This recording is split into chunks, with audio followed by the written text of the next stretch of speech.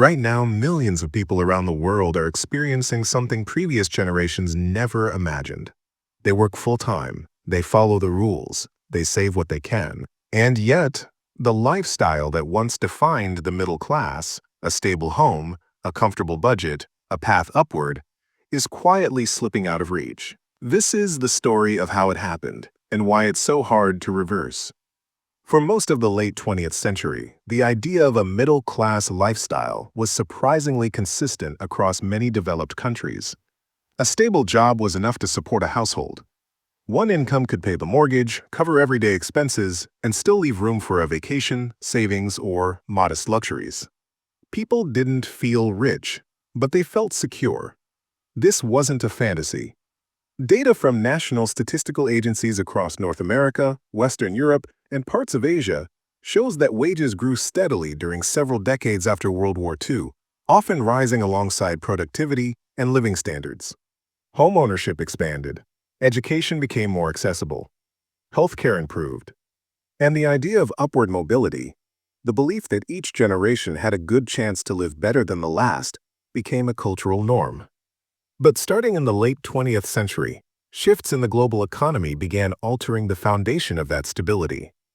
These weren't sudden shocks. They were gradual changes, slow enough to ignore, but powerful enough to reshape an entire class over time. The middle-class decline didn't come from one cause. It came from several forces all moving in the same direction. 1. Costs started rising faster than incomes. According to long-term inflation-adjusted data in multiple countries, household expenses like housing, childcare, education, and healthcare grew significantly faster than median wages.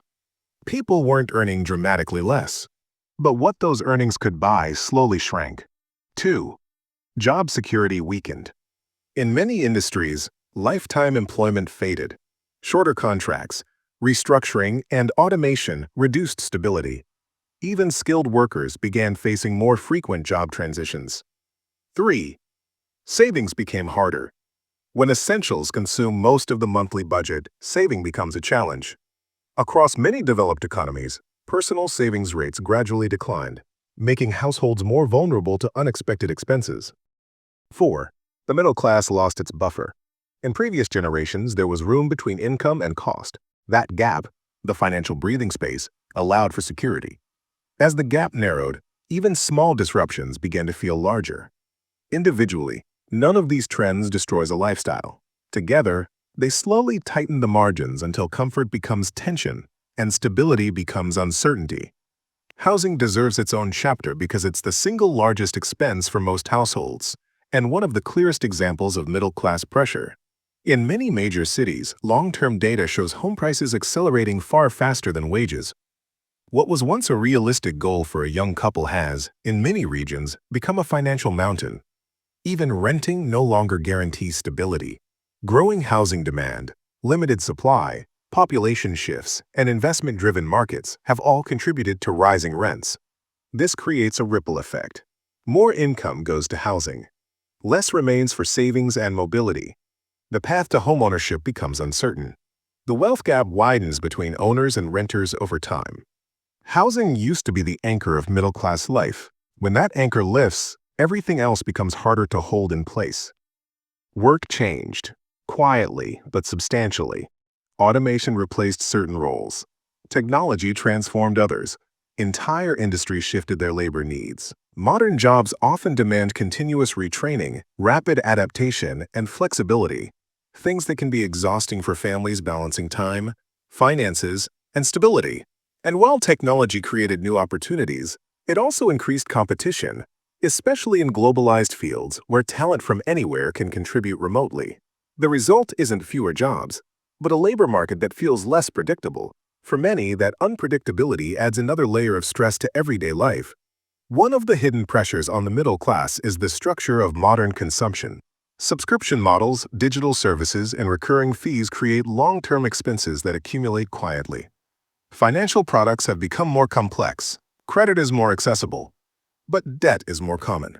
Households with stable incomes still often find themselves stretched, not because of extravagant choices, but because the baseline cost of normal life has expanded. This doesn't mean people are irresponsible. It means the system is structured in a way that requires more careful navigation than before. Perhaps the most significant shift is psychological. The promise of upward mobility has weakened.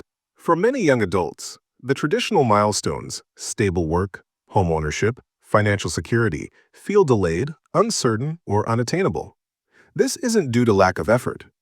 It's due to structural changes that place heavier financial demands on individuals at earlier stages of life. When the ladder becomes steeper, fewer people climb it. And even those who reach higher rungs often feel more fragile than their parents did at the same age. Despite these challenges, the middle class hasn't vanished. But it has transformed. It's more strained, more cautious, more exposed to shocks, more dependent on both partners working, more aware of how a single setback can shift long-term plans. The lifestyle once defined by comfort is now defined by balance and sometimes by survival. Yet people adapt. New forms of work emerge, new opportunities appear. Technological growth continues to create paths that didn't exist before. The middle class isn't dead, it's evolving, reshaping itself under pressures that didn't exist a generation ago. The real question isn't whether the middle class can survive, it's whether the systems around it, work, housing, education, and opportunity, can evolve quickly enough to support the people who still believe in that dream. Because behind every statistic is a family trying to build a stable life and a society deciding what stability really means in the 21st century.